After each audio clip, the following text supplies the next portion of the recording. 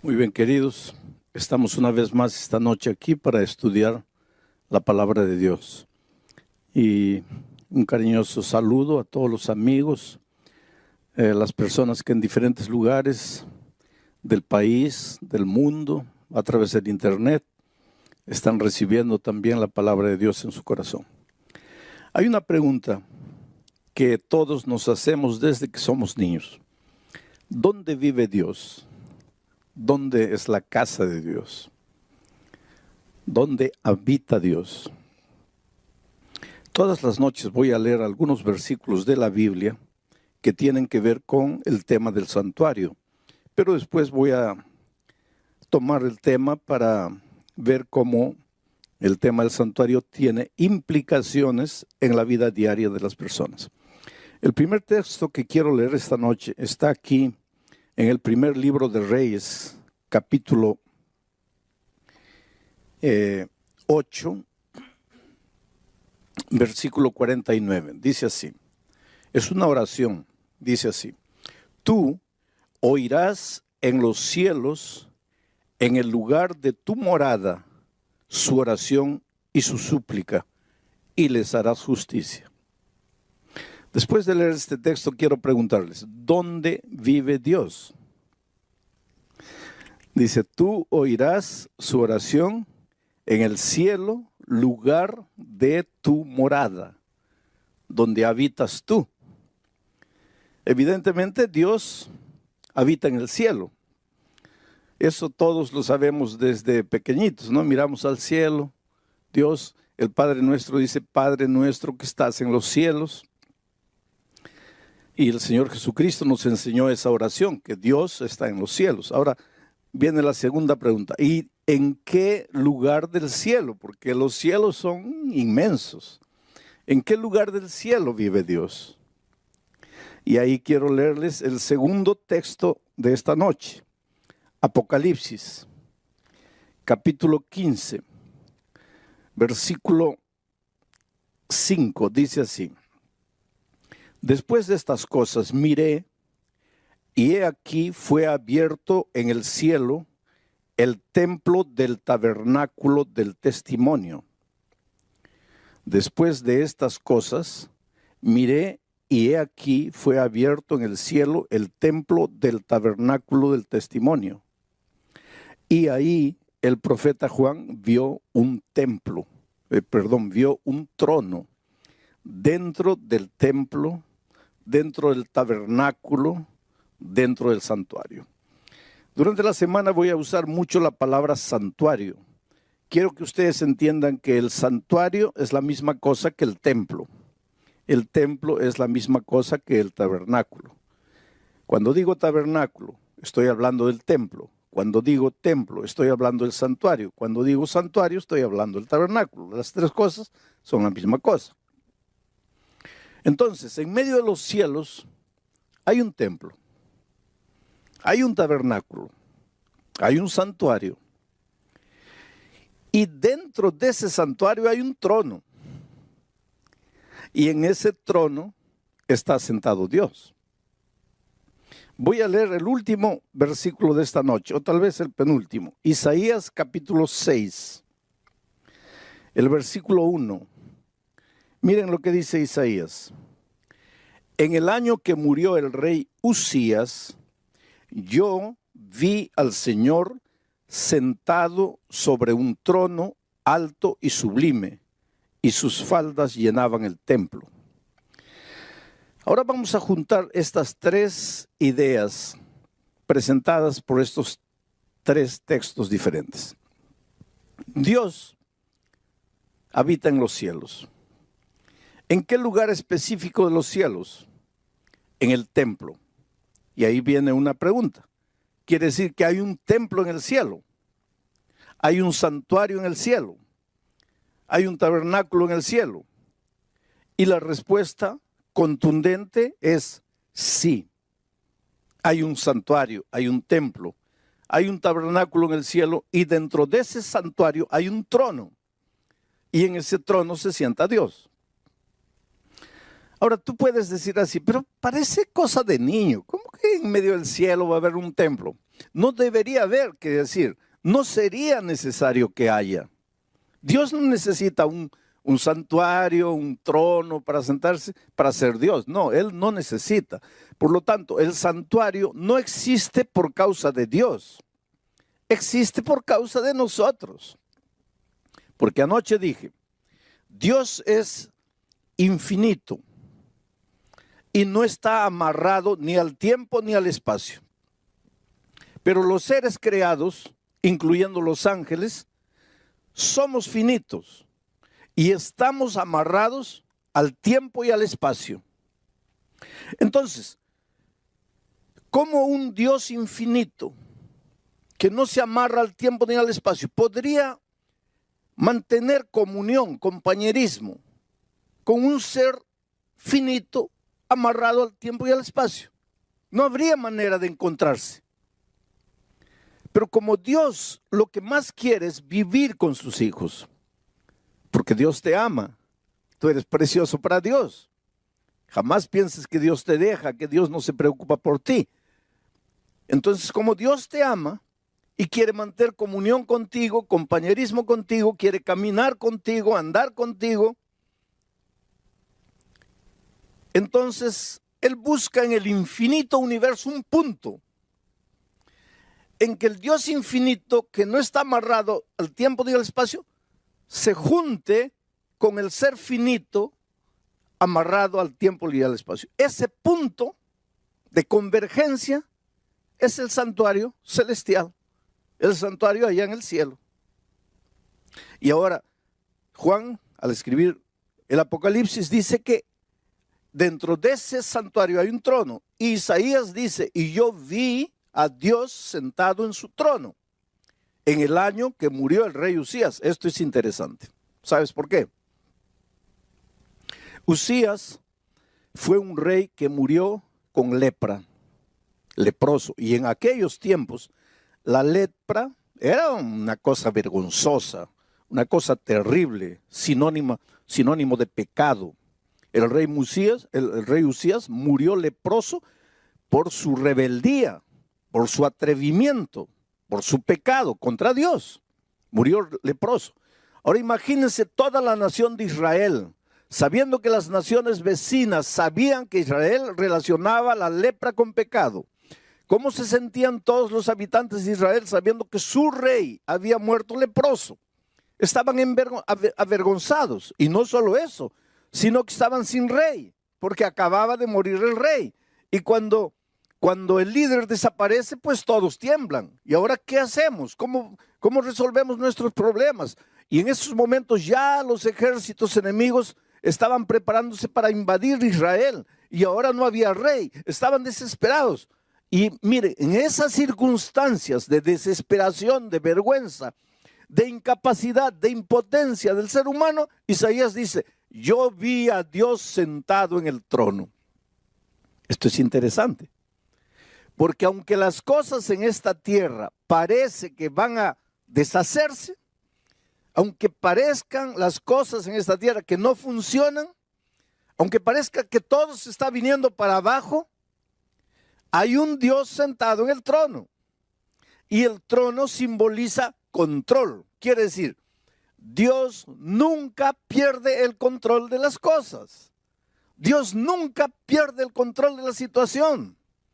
Para ti, desde el punto de vista humano, puede ser, mi hogar ya no tiene salida, está todo acabado, está todo perdido. Y nosotros los seres humanos constantemente usamos esa expresión, ahora ya está todo perdido, ahora ya está todo acabado. Y muchas veces pensamos que la única salida es la muerte. O entonces la única salida es huir, escaparse, correr, esconderse. Pero cuando en alguna circunstancia de tu vida, en la vida financiera, en la vida profesional, en la vida familiar, donde sea, en algún momento de tu vida, tú sientas como que estás perdiendo el control de la situación, tú sientas como que las cosas se te vienen abajo, tú sientas como que no hay solución para nada, recuérdate que Dios siempre está en el trono. Dios siempre está en el control de las cosas. Por lo tanto, no te desesperes. Querido, si en este momento tú estás viviendo ahí el momento más terrible de tu vida. No ves luz, no ves salida, todo es oscuridad. Y por casualidad o porque un amigo te invitó, prendiste la televisión o prendiste el internet. Y en este momento la palabra de Dios está llegando, pero tú estás escuchando y casi no entiendes nada porque solo estás pensando en tu drama, en la situación terrible que parece que no tiene solución. Recuérdate, para ti todas las cosas pueden estar confusas aquí en la tierra, pero hay un Dios en el cielo que tiene el control de las cosas y ese Dios es tu Padre. Y ese Dios te ama y para ese Dios tú eres importante y Él no va a dejar que las cosas te destruyan en esta tierra. Solo tienes que levantar los ojos al cielo. Solo tienes que reconocer que hay un Dios en los cielos. Porque hay una cosa interesante con nosotros los hombres. Cuando todo va bien, no miramos al cielo. Mi padre durante 34 años recibió la palabra de Dios, y siempre dijo, no, no, no, y fue esquivando hasta que un día un cáncer tocó su vida. Y en el dolor, en la enfermedad, abrió el corazón a Jesús y se entregó a Él. Yo tuve la bendición, la alegría de bautizar a mi propio padre. Antes de su bautismo, él me dijo una cosa impresionante. Me dijo, mira hijo, cuando yo estaba bien de salud, cuando estaba en pie, cuando podía andar, caminar, yo solo miraba en el plano horizontal, o sea, lo que está en esta tierra. Pero cuando quedé con cáncer, caí a la cama. Y ahí, aunque no quería, tenía que mirar al cielo. Interesante, ¿no? Cuando todo va bien, ¿para qué Dios? Cuando todo va bien, Dios pasa a un segundo plano. Pero hay momentos en la vida en que las cosas parecen que se escapan de tu control. Tú te esfuerzas, luchas y no, se te va. No puedes, llegas a la conclusión que como ser humano no puedes. En esos momentos recuerda que Dios está en el trono y que Dios está en el control de todo. Ahora vengo al cuarto texto de la Biblia y aquí voy a detenerme porque este es el centro de mi mensaje para esta noche. Y es Romanos 6:23. Y esto, tal vez tú te preguntes qué tiene que ver con el tema del santuario, pero es justamente a partir de aquí que nace la importancia del santuario. Romanos capítulo 6, versículo 23. Dice así, porque la paga del pecado es la muerte, mas la dádiva de Dios es vida eterna en Cristo Jesús, Señor nuestro. Hay muchos pensamientos en este texto. Yo me voy a detener en un solo pensamiento. Mira, porque la paga del pecado.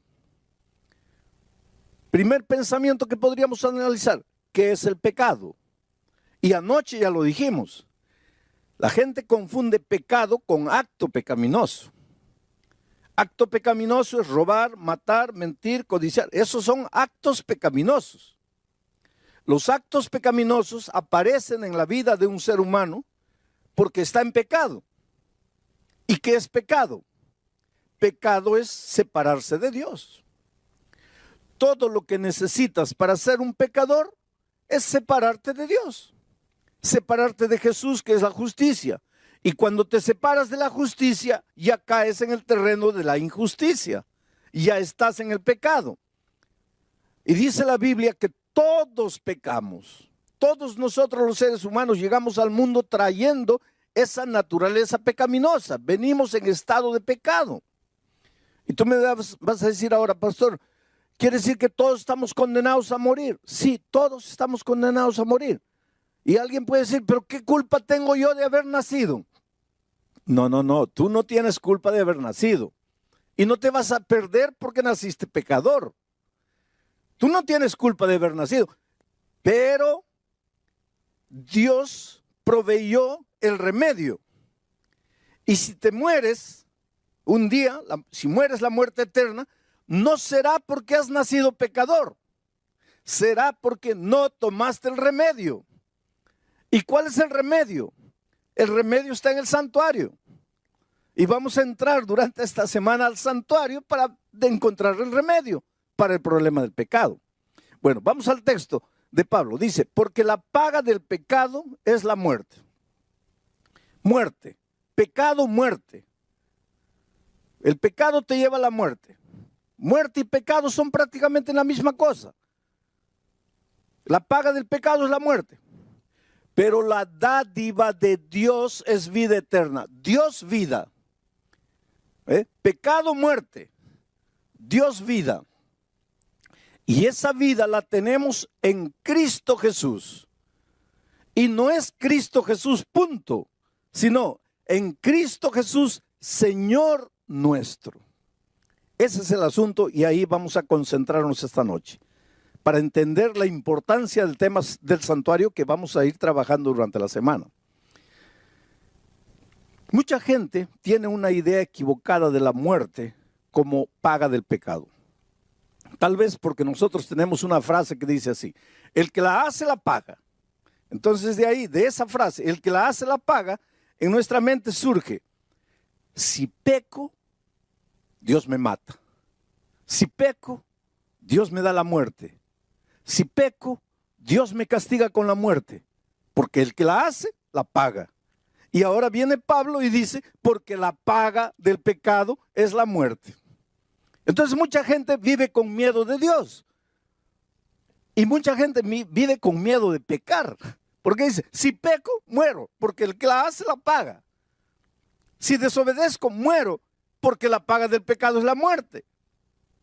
Pero no tienen una idea correcta de Dios. Entonces mucha gente piensa así: Dios es un Dios que está allá, y ahora yo dije que está sentado en su trono. Entonces mucha gente piensa: Dios está sentado en su trono con la muerte en la mano.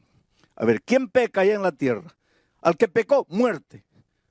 Pecó, muerte. Se equivocó, muerte. Porque la paga del pecado es la muerte. Pero eso no es verdad.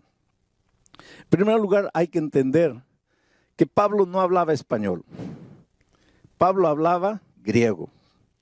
Y cuando Pablo escribió la epístola a los romanos, no la escribió en español, la escribió en griego. Y fue necesario que la Biblia fuese traducida de los idiomas originales al español, para que nosotros que no hablamos griego podamos entender. Y el griego es un idioma abundante. Por ejemplo, para la palabra amor, en griego hay 5 palabras diferentes. Pero en español, para la palabra amor, solo tenemos 1. Por eso nosotros, el ser humano, ama a la esposa, ama la comida, ama al gato, ama al loro, ama todo, porque solo tenemos la palabra amor. Pero en griego no, en griego para amor a Dios es una palabra, amor a la esposa es otra palabra, amor al hijo es otra palabra, amor entre hermanos es otra palabra, porque el griego es un idioma abundante. Entonces, mira, esta palabra, porque la paga del pecado es la muerte, podría ser traducida como: porque el resultado del pecado es la muerte. O como: porque la consecuencia del pecado es la muerte. A mí me gusta la traducción que presenta este texto así: porque el resultado del pecado es la muerte. El resultado del pecado es la muerte. Porque si tú piensas así, porque la paga del pecado es la muerte, ¿qué vas a pensar? Que la muerte es un castigo divino. Pero si tú ves el texto como el resultado del pecado, la muerte, no tiene nada que ver Dios con la muerte. Y ahora quiero que entiendas una cosa. Mira, Dios es vida. Dios no es muerte. Jesucristo dijo: yo soy el camino, la verdad y la vida. Jesús es la vida. Él dijo: yo he venido para que todos tengan vida y la tengan en abundancia. Juan dice: el que tiene al Hijo tiene la vida. El que no tiene al Hijo de Dios no tiene la vida. Por lo tanto, aquí está Jesucristo. Y este es el territorio de la vida. ¿Ah? Aquí del otro lado está el Señor de la muerte, el enemigo de Jesús. Y aquí está el territorio de la muerte. Vida y muerte no pueden andar juntas. Porque ¿qué cosa es la muerte? La ausencia de la vida. ¿Y qué es la vida? La ausencia de la muerte. Donde hay muerte no hay vida. Si Cristo es vida, si Dios es vida, ¿cómo te va a dar la muerte? Para darte la muerte, Él tendría que tener muerte. Pero Él es Dios, vida. En la vida no hay muerte. ¿Cómo es que te va a dar la muerte? ¿Cómo es que te va a castigar con la muerte? Porque para darte alguna cosa, Él tendría que tenerla. Pero Él es vida, Él no tiene muerte. Entonces, ¿qué es lo que está diciendo Pablo cuando dice, porque la consecuencia del pecado es la muerte? Porque el resultado del pecado es la muerte. Lo que Él está diciendo es lo siguiente, que si tú estás en Cristo, estás en la vida, estás vivo, porque estás en el territorio de la vida, porque Cristo es vida. Pero si Jesús es la vida y yo me separo de Jesús, ¿de quién me estoy separando? De la vida. Y al separarme de la vida estoy entrando al territorio de la muerte. Este es territorio de muerte. Mira, no muero, cuidado, no muero. Yo siempre digo, ojalá muriera. Porque si muriera, pues ya se acabó el dolor, se acabó el sufrimiento, se acabó la tristeza, se acabó la miseria, se acabó todo, porque el que muere ya no sabe nada. Los muertos no saben nada, dice Eclesiastés. Pero el asunto es que cuando me separo de Jesucristo, entro al territorio de la muerte, pero no muero, sigo respirando, sigo viviendo, sigo comiendo, sigo trabajando, sigo vendiendo, sigo entrando, sigo saliendo. Solo que la vida ya no es más vida. Porque para tener vida, solo en Cristo, porque Él es la vida. Me separo de Jesucristo, ya entro al territorio de la muerte. No dejo de respirar todavía. Aquí está el Señor de la muerte. Un día voy a recibir la muerte eterna, pero es un camino largo. Desde que me separo de Jesucristo hasta la muerte eterna, es un camino largo que la Biblia le llama camino de condenación. Camino de condenación. En este camino voy muriendo lentamente. En este camino suceden dos cosas. Mira, la primera, el diablo te puede quitar todo. Te quita el matrimonio, tu matrimonio se deshace. Te quita los hijos, los mete en las drogas, en los vicios, en la promiscuidad. Te quita la vida financiera, te hunde en las deudas. Y al hundirte en las deudas no sabes qué hacer de dinero, te metes a robar. Por lo tanto te quitan los valores, te quitan los principios. Vas muriendo. Este morir no es instantáneo. Es un morir, muriendo todos los días. Vas muriendo, hasta que llega un momento que dices, Dios mío, ¿para qué estoy en esta tierra? ¿Para qué vine al mundo? ¿Para qué estoy aquí? Mejor me muriera. Pues que estás en el territorio de la muerte. Esa es una de las cosas que te puede suceder en el territorio de la muerte. La otra cosa es que el diablo te puede dar todo. Te da dinero, te da poder, te da fama, te da una mansión, te da un auto nuevo, te da todo. Pero no te da paz, porque el diablo para darte paz tendría que tener paz y él no tiene paz. Entonces no te puede dar paz.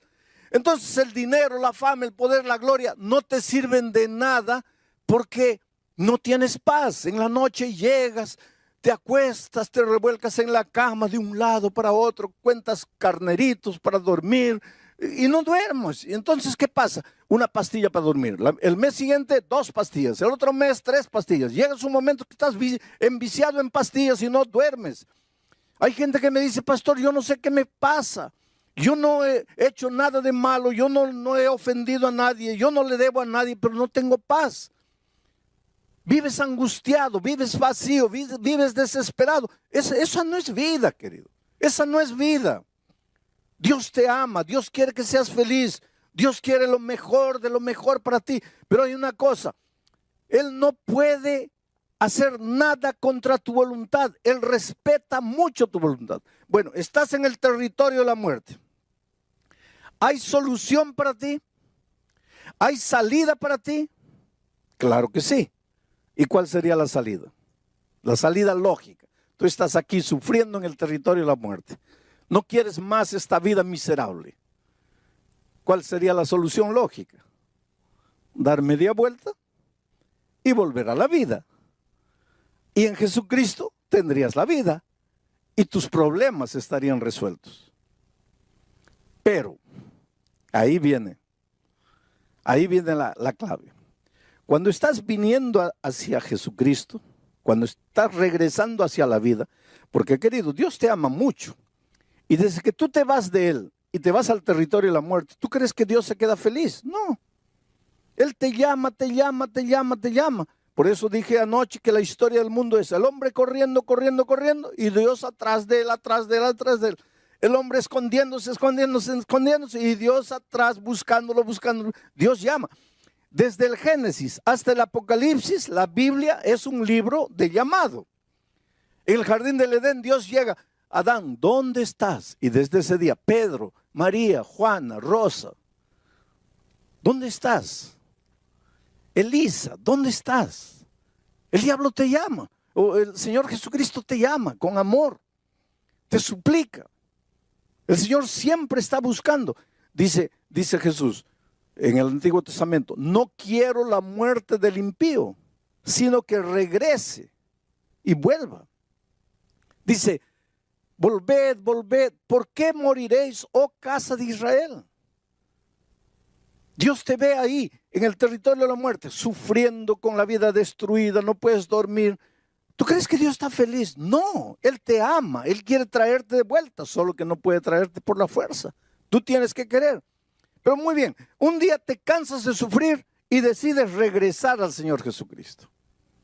Solo que cuando estás volviendo, el diablo es muy astuto. Y te digo una cosa, mira.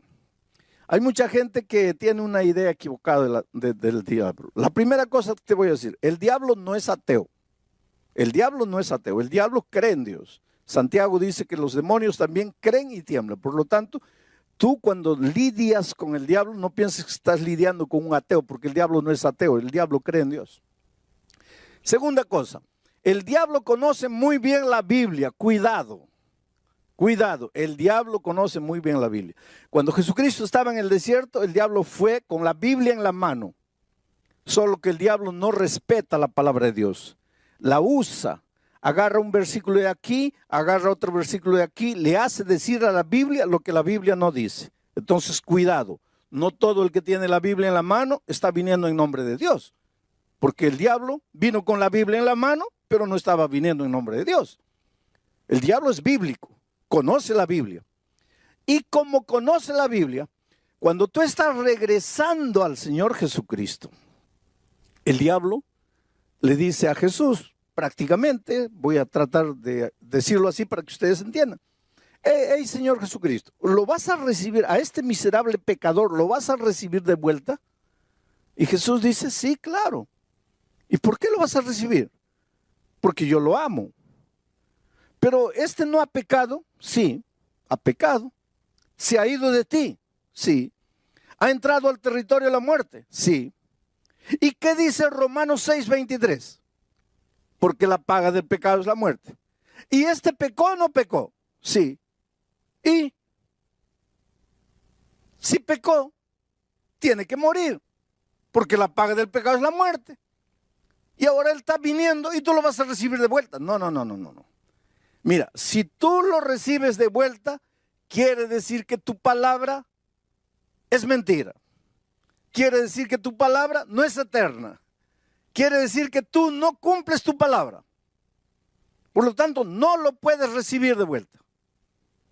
Mira la situación en que nosotros colocamos a Dios. Porque Él te ama, querido. Él quiere traerte de vuelta. ¿Sabes que el Señor Jesucristo quiere entrar en tu vida y colocar en orden todo el desorden interior? Porque una de las cosas que el pecado hace es desordena el mundo interior. Desordena las emociones, los sentimientos. ¿Cómo puedes entender que un hombre que dice que ama a su esposa la golpea? ¿Cómo puedes? ¿Cómo puedes entender que un hombre que dice que ama a su hija abusa de ella? ¿Cómo puedes? ¿Cómo puedes entender que un hombre que dice que ama a su familia gasta el dinero en bebida, en vicios? ¿Cómo puedes?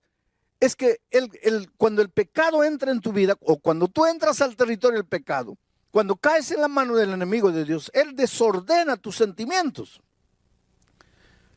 Tú no te das cuenta de lo que estás haciendo, pero te estás destruyendo a ti y estás destruyendo a las personas que más amas. Entonces, El Señor quiere ordenar tu vida, quiere calmar tus sentimientos, quiere enseñarte el camino de la verdad, el camino de la felicidad. Solo que tú estás metido en un problema porque has pecado, te has venido aquí y ahora el diablo dice, no, Señor, si se ha venido, tiene que morir. Pues ahí entra la persona maravillosa de Jesucristo. Porque Jesucristo dice así, está bien, Él pecó y tiene que morir. Ya, porque el resultado del pecado es la muerte. Y Él se apartó, tiene que morir. Pero yo lo amo. Yo lo amo. Sí, pero Él pecó. Es verdad que pecó, pero yo lo amo. Sí, pero ese no es el problema, que si lo amas o no lo amas. El asunto es que Él entró al territorio de la muerte y tiene que morir. Y Jesús dice así, sí. Pero en ninguna parte de la Biblia dice que yo no puedo morir en lugar de Él. Entonces, Él tiene una deuda que tiene que pagarla con su muerte porque ha pecado. Pero yo voy a ir a la tierra y voy a morir. Y con mi muerte voy a pagar su pecado. Y es eso lo que hizo el Señor Jesucristo. Vino a este mundo para morir por nosotros. Y hoy día, gracias a la muerte de Cristo, nosotros podemos recibir la vida eterna. Solo que este asunto de Cristo vino, murió por mí, es difícil de entender al ser humano. Y para que el ser humano entienda qué es lo que hizo Dios, mandó a los israelitas construir el santuario. Porque en el santuario el Señor fue explicándoles cómo es que se puede solucionar el problema del pecado. Cómo es que aunque el hombre murió, alguien puede morir en su lugar. Y el tema de mañana es impresionante. Porque ya comenzamos ahora a analizar el plan de salvación dentro del tema del santuario. Querido, el Espíritu de Dios sigue moviéndose hoy y llamando a las personas. Ahí donde estás, puedes creer que el Espíritu Santo está trabajando en tu corazón. Tú corres, corres, corres, el Espíritu te sigue, te sigue y te sigue. Mira, hay un joven llamado Patricio. Trabaja para una empresa de aviación grande aquí en América Latina. Ese muchacho nació y creció amando mucho al Señor Jesucristo, amando mucho a la Virgen María, amando mucho a sus padres, amando mucho la fe de sus padres, de sus abuelos, de sus bisabuelos. Pero un día se confrontó con la palabra de Dios. Y sabes, la vida del cristiano es crecimiento y es aprendizaje. Yo siempre digo, mira, si estás vivo, tienes que aprender. Los muertos no aprenden. Cuando yo encuentro una persona que no quiere aprender, yo pienso, esa persona está muerta y no se da cuenta que está muerta. Inclusive Juan, hablando en nombre del Señor Jesucristo a la iglesia, a las iglesias del Apocalipsis, les dice, tienes nombre de que vives, pero estás muerto.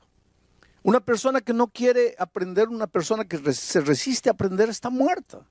Porque los vivos aprendemos. Ahora, no es fácil aprender. ¿Sabes por qué? Porque ¿qué cosa es aprender? Aprender es salir de lo que conoces y entrar al terreno que no conoces. Aprender es salir de la playa y nadar en aguas profundas. Y esto es doloroso, porque el ser humano inconscientemente tiene miedo de lo desconocido. Por eso es que hay mucha gente que no quiere aprender. Pero Patricio descubrió la palabra de Dios. Y en la palabra de Dios hay cosas que a veces tú nunca has descubierto. Y a medida que él comenzó a descubrir las verdades, comenzó a sufrir en su corazón con las verdades, porque no es fácil aprender y crecer. Él conoció a una persona a través del internet. Y esta chica, cuyo nombre no sé si tengo escrito aquí, no lo tengo. ¿Cómo te llamas? ¿Ah? Jessica. Jessica conoció a Patricio a través del internet, hace unos 4 años atrás, y comenzó a evangelizarlo a través del internet. ¿Qué quiere decir evangelizar? A hacerle conocer el evangelio a través del internet. Llegaron sermones míos grabados a las manos de Patricio. El Espíritu de Dios usó esos sermones para tocar el corazón de él. Mas los estudios que por internet Jessica le daba, llegó un momento en que él sufría. Ayer Patricio estaba en Santiago de Chile, escuchando el mensaje a través del internet. Después del mensaje, él asistió a las preguntas y respuestas de entrevistas que me hacen después del mensaje. Y en una de esas respuestas, o en una de esas preguntas me preguntaron, ¿cuál es el lugar de los sentimientos en la vida cristiana? Porque Patricio estaba sufriendo. Él decía, mi cabeza ya entendió el mensaje, pero es que mi corazón todavía no siente. Mi cabeza ya comprendió todo. Yo racionalmente sé que este es el camino que Dios quiere para mí, que yo debería bautizarme y nacer de nuevo, pero mi corazón no siente. Y anoche yo en la respuesta dije, mire, no le hagas mucho caso a tus sentimientos, porque después de la entrada del pecado al mundo, los sentimientos son a veces engañadores. Y esa fue la respuesta que Patricio necesitaba en su vida. ¿Sabes que Patricio tomó esta mañana el avión de Santiago de Chile y se vino para aquí a Lima? Y acaba de llegar. Y Patricio en este momento entra al tanque del bautismo para sellar su pacto de amor con Cristo. Para decirle, Señor Jesucristo, yo acepto tu amor, yo acepto lo que hiciste por mí en la cruz del Calvario. Y yo me entrego aquí, a ti. Y ahí está Patricio.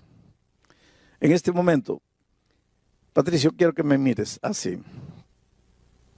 Tu vida ha sido una vida de búsqueda. Eres un hombre sincero, eres un hombre honesto.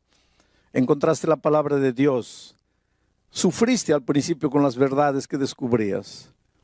Pero tu honestidad, tu sinceridad te llevó a aceptar el mensaje. Hasta anoche habías aceptado todo racionalmente, pero tú dices, mi corazón no sentía. Sin embargo, Dios usó el programa de anoche para llegar a tu corazón y mostrarte que las decisiones no se toman necesariamente llevado por las emociones, sino por las convicciones que el Espíritu coloca en la mente de la persona.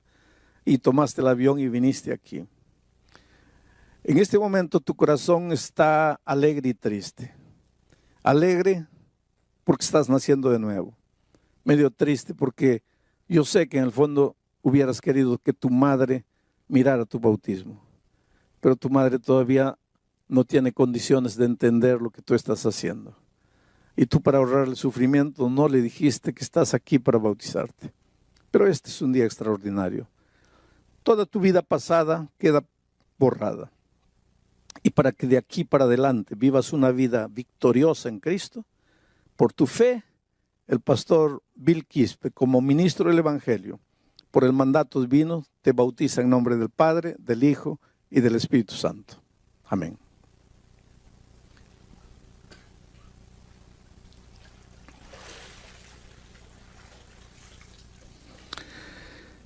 ¿No es maravilloso, querido?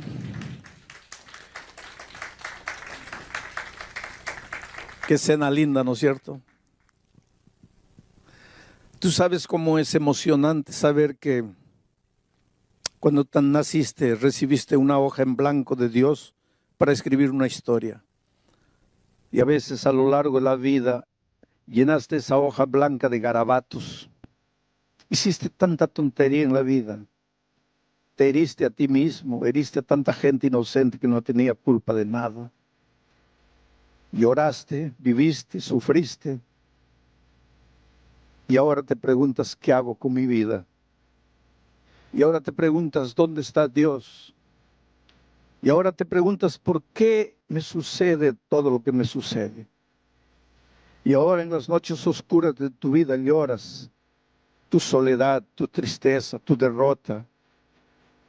Yo quisiera decirte que el Señor Jesucristo está más cerca de ti de lo que tú imaginas. Jesús te ama. te ama, te ama.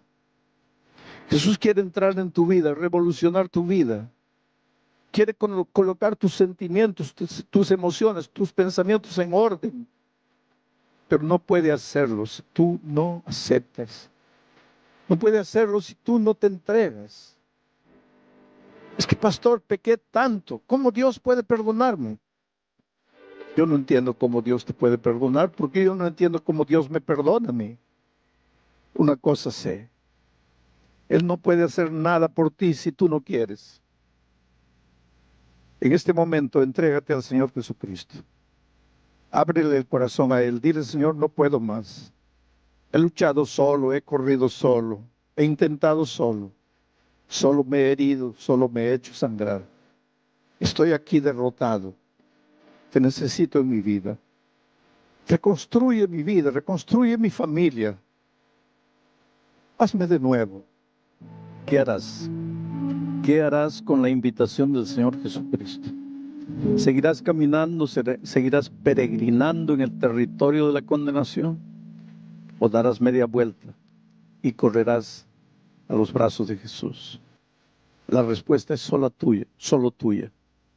Jesús te puede llamar, te puede invitar, te puede encontrar, te puede buscar, pero no te puede traer por la fuerza. Tú tienes que tomar la decisión.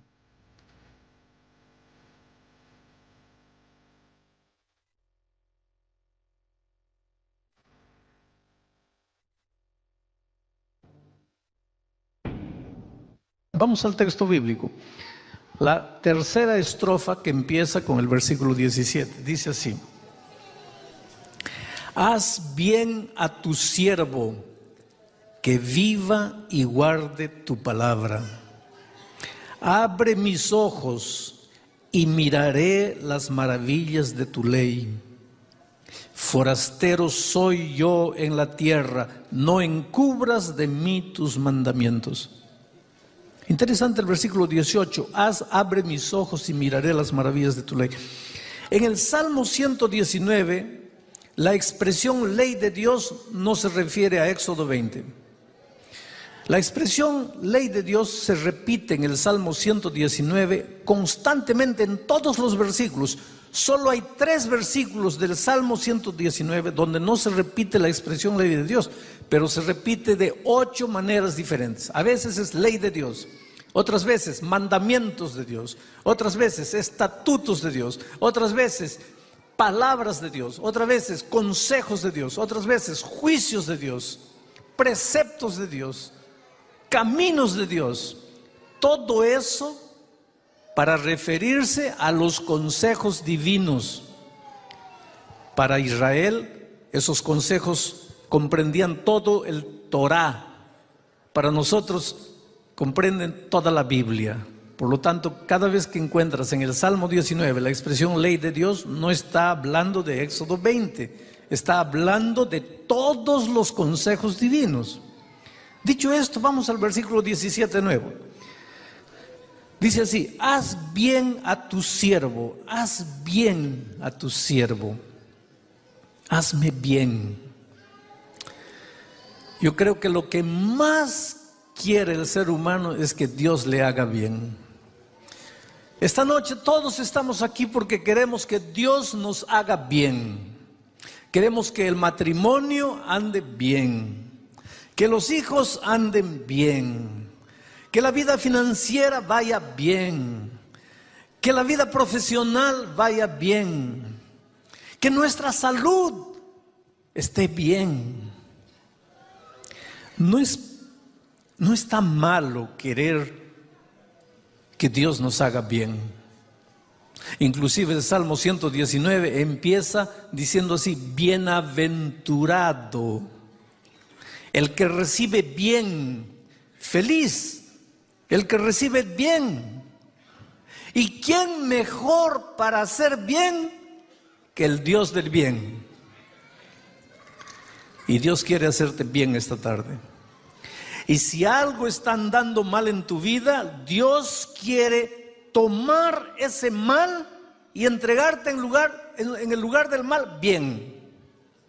y que vuelvas esta noche para tu casa llevando el bien que Dios quiere hacerte. Oh querido, hay iglesias llenas de gente que quiere recibir el bien.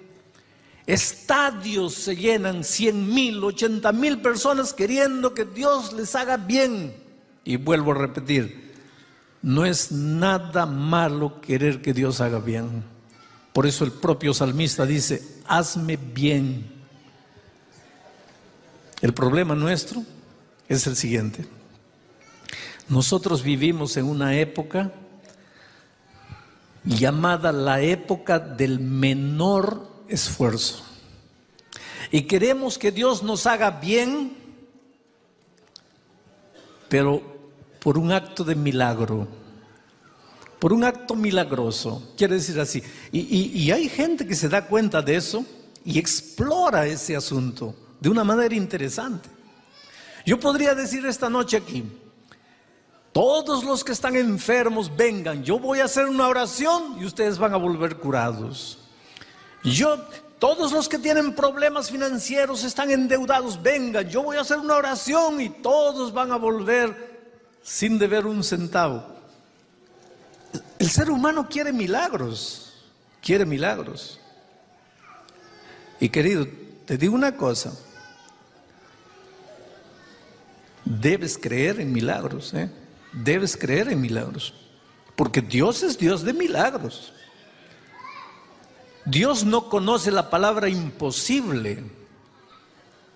Ahora, si tú estás completamente endeudado, lleno de cuentas para pagar, Dios puede hacer aparecer un cuervo trayendo en su pico los $10,000 que tú necesitas para pagar tus cuentas. ¿Puede o no puede? Claro que puede. Dios es Dios. Nunca dudes del poder de Dios. Nunca dudes de lo que Dios puede hacer. Porque si a Elías Dios le mandó un cuervo llevándole comida, ¿por qué no te podría Dios mandar un cuervo trayendo la solución para tu problema? Dios puede. Hace un mes estaba predicando en Los Ángeles.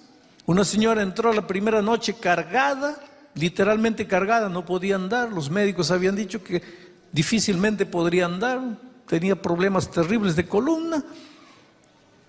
Yo no hago sesiones de curación. Yo predico la palabra de Dios. Pero esa mujer al fin de la semana estaba andando, porque creyó. Y Dios es capaz de hacer maravillas. Dios es Dios. Yo siempre digo, no le quites a Dios el derecho de ser Dios. No te atrevas a dudar de lo que Dios es capaz de hacer. Pero querido, mucho cuidado con confundir las cosas. Porque aunque Dios es capaz de hacer milagros, los milagros no suceden cuando tú quieres, como tú quieres y porque tú quieres. Yo te pregunto, ¿cuántos muertos había en los tiempos de Cristo en esta tierra? Cientos, tal vez miles. ¿Y a cuántos de ellos Jesús resucitó? ¿A cuántos? 3. ¿Y a los otros por qué no los resucitó? ¿Cuántos leprosos había? ¿A cuántos de ellos Jesús los curó? Tal vez 20. ¿Y por qué a los otros no? ¿Cuántos ciegos había? ¿A cuántos les devolvió la visión? ¿Y por qué a los otros no? Quiere decir, Dios hace milagros. Encontró a un paralítico y le dijo, toma tu lecho, levántate, toma tu lecho y anda. Y el paralítico se levantó y anduvo. Dios es Dios. Pero ¿por qué no hizo andar a todos los paralíticos? ¿Sabes lo que esto quiere decir? Que Dios es capaz de hacer maravillas, mas no cuando tú quieres, no porque tú quieres, no a la hora que tú quieres y no con quien tú quieres. Entonces, ¿con quién lo hace? ¿Cuándo lo hace? ¿Por qué lo hace? Yo no te puedo responder la pregunta. Esa pregunta solo te la puede responder Dios. Porque si los milagros son de Él, Él es soberano sobre lo que hace.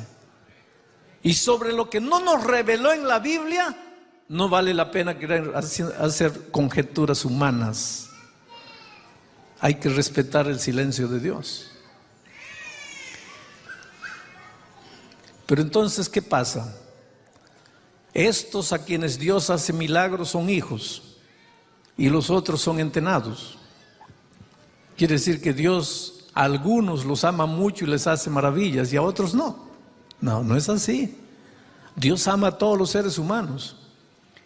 Y Dios quiere hacerle bien a todos los seres humanos. Y Dios puede hacerte bien esta noche. Pero no necesariamente a través de milagros. Pero como digo, nosotros vivimos en la época del menor esfuerzo. Mira, el médico me dijo, pastor, tiene que perder 10 kilos. Yo estaba con un problema de garganta, tosía y tosía. Y hasta andaron diciendo que estaba con cáncer. Y el médico me dijo, pastor, ¿sabe cuál es su problema? Usted está encima del peso. Pierda 10 kilos. Y yo salí prometiéndole al médico que voy a perder 10 kilos. Y salí. Y lo que quería era que hubiese una píldora que yo tomase y perdiese 1 kilo. 1 kilo por cada píldora. 10 píldoras ya se resolvió el problema. Que nosotros vivimos en ese tiempo, el tiempo del menor esfuerzo. Ya perdí 6 kilos, pero sin píldora. Aprendí una cosa, solo hay una manera de bajar peso. Cierra la boca y haz ejercicio. No hay otro camino. Pero ¿quién quiere cerrar la boca? ¿Y quién quiere hacer ejercicio? Nadie. Lo que queremos es, Señor, haz un milagro, que pierda 10 kilos. Espera un poco. Y lo peor es que hay gente que dice, ven, yo voy a orar por ti y vas a perder los 10 kilos. Pero tienes que tener fe. Y la única manera de probar que tienes fe es dar dinero. Cuanto más das, más fe tienes. Cuanto menos das, menos fe tienes. Y como la gente está dispuesta, deseosa de milagros, cree. Pero queridos, milagros no sucede todos los días con todas las personas porque los seres humanos quieren, ni porque el pastor ora. Milagros acontecen porque Dios quiere, cuando Dios quiere, como Dios quiere. Pero Dios quiere hacerle bien a todos sin excepción. Pero entonces, ¿cómo es que quiere hacerle bien? Mira, ahí está la respuesta. Haz bien a tu siervo, que viva y guarde tu palabra. ¿Cómo es que Dios quiere hacerte bien? ¿Ah? A través de su palabra. El problema es que no queremos eso. Lo que nosotros queremos es que Dios nos mande la solución del cielo. Pero Dios quiere hacerte bien, pero el instrumento para hacerte bien es su palabra. ¿Quieres salir de las deudas? Aquí está escrito cómo hacerlo. ¿Quieres que el dinero se multiplique en tus manos? Aquí está escrito, es solo seguir el consejo. ¿Quieres tener buena salud? Aquí está. Juan dice así, amado, yo deseo que seas prosperado en todas las cosas y que tengas salud. ¿Por qué? Porque ¿de qué vale que seas prosperado en todo sin salud? Entonces, que seas prosperado financieramente, que tengas una buena casa, un buen carro, que tengas hijos lindos, un hogar maravilloso, pero que tengas salud para disfrutar de todo eso. Dios quiere darte todo eso, pero a través de la enseñanza de su palabra. ¿Quieres perdonar a alguien? Me he dado cuenta que hay mucha gente que guarda rencor en su corazón. Si no guarda rencor, guarda resentimiento. Si no guarda resentimiento, guarda dolor, guarda amargura. Porque alguien te traicionó, porque alguien te hizo mal, porque alguien que confiaste te falló, te frustró. Ahí está la amargura, el resentimiento.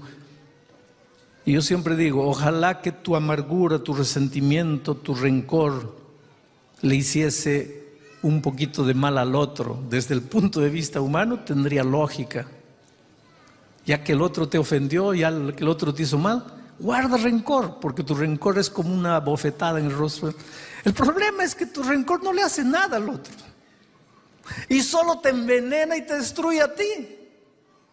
Por eso yo siempre digo, si un día una persona ya te hizo mal, hasta por amor a ti mismo, no guardes rencor, porque si ya te hizo mal, no le des el gusto de seguir haciéndote mal, porque cuando tú guardas rencor, el mal es para ti mismo. Pero el otro día una señora llorando me dijo, pastor, pero yo no puedo, yo quiero sacar el rencor de mi corazón, yo no quiero mirar a esa persona con resentimiento, yo quiero perdonar, pero pastor, está encima de mis fuerzas, no puedo. Y yo acepto que muchas veces está encima de nuestras fuerzas, pero si tú lees la palabra de Dios, vas a ver cómo es posible perdonar a quien te ofendió. Y Dios quiere hacer el milagro, pero ¿sabes cómo tú quieres? Venir aquí, Señor, haz el milagro. Señor, entra aquí, arranca el sentimiento y lo echa fuera. No. Dios quiere hacerte bien, quiere que el resentimiento salga de tu corazón, pero te entregó su palabra. Sigue los consejos, porque aquí está escrito cómo hacer para vencer el rencor, el resentimiento, el dolor. ¿Quieres vencer un vicio, un hábito que te está destruyendo tu vida? La pornografía, el jugar a dinero, pensamientos impuros, sentimientos impuros, están destruyendo tu vida, nadie sabe, pero eso te está acabando y no sabes cómo vencer. Aquí está escrito, está explicadito. Y Dios quiere hacerte bien, pero quiere hacerte bien a través de su palabra. Ahora, ¿cómo es que quiere hacerte bien? Cuando tú lees la Biblia, ¿qué es lo que Dios hace? Mira lo que dice, versículo 18. Abre mis ojos y miraré. Interesante. Cuando tú vas a Jesús diciendo, Señor, hazme bien, y no haces mal, pidiéndole a Dios que te haga bien. Señor, hazme bien. No importa el problema que tengas, Señor, hazme bien. Y Dios dice, hijo, sí, te voy a hacer bien, pero te voy a hacer bien a través de mi palabra. Te voy a llevar a mi palabra, para que tú, yendo a la Biblia, entonces cuando tú comienzas a estudiar la Biblia, tus ojos se abren para darte cuenta cuál es el origen de tu problema. Estás debiéndole dinero a todo el mundo. Tu vida es llena de biles. Lo que tú quieres es que Dios te mande dinero del cielo. Y si Dios quisiera, se puede mandar. Dios es Dios. Pero Dios tiene otro camino para resolver tu problema. Llevarte a su palabra, y cuando vas a la palabra de Dios, tus ojos se abren. Y cuando tus ojos se abren, te das cuenta, ya sé por qué estoy endeudado. Es que estoy gastando aquí que no necesito gastar. Estoy comprando esto que no necesito comprar. Estoy usando un dinero que no es mío. Tus ojos se abren y te das cuenta. Y cuando te das cuenta, entonces, ¿qué pasa? Tus problemas se comienzan a resolver. Pero no porque un pajarito viene trayéndole los dólares, sino porque tus ojos se abren, tú te das cuenta dónde tienes que corregir, dónde tienes que cambiar. Y entonces Dios te da fuerzas para que cambies el rumbo de tu vida, el rumbo de tus acciones, y el bien aparece en tu vida. Oh querido, los grandes problemas en los que nos hemos metido en la vida es porque nuestros ojos estaban cerrados. No abrimos los ojos. El otro día, después de la predicación, una joven señora me dice: pastor, yo me casé con un hombre, pero ese hombre me engañó. Me engañó. Yo pensaba que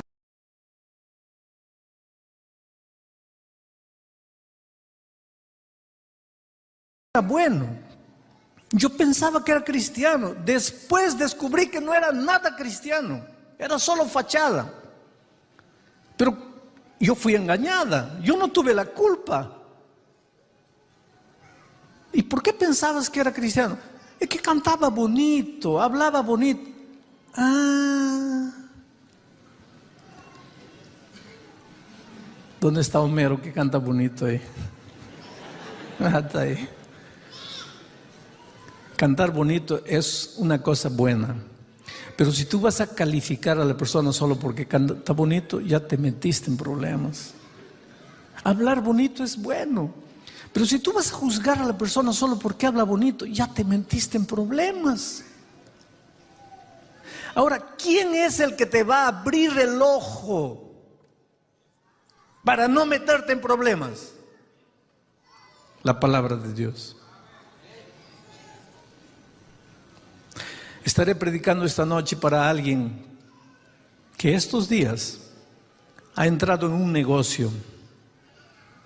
Y ahora me vas a decir así: pero pastor, todo indicaba que iba a dar resultado. Pastor, todo me decía que iba a funcionar. Y ahora, ¿dio resultado? ¿Funcionó? No, pastor. Pero todo me indicaba. Si tú hubieses ido a la palabra de Dios, la palabra de Dios hubiese abierto tus ojos. Y aunque todo te indicaba, ¿sabes? Cuando tú estudias la Biblia, cuando tú buscas a Dios todos los días en oración y a través del estudio de la Biblia, Dios desarrolla dentro de ti una especie de sexto sentido. Que tú vas por la vida y tú te das cuenta, cuando todo el mundo está yendo para allá, tú te das cuenta que no debes ir. Tú te das cuenta que debes parar. Tú te das cuenta que debes cambiar de dirección. Ese sexto sentido en realidad no es sexto sentido así me olvidé la palabra.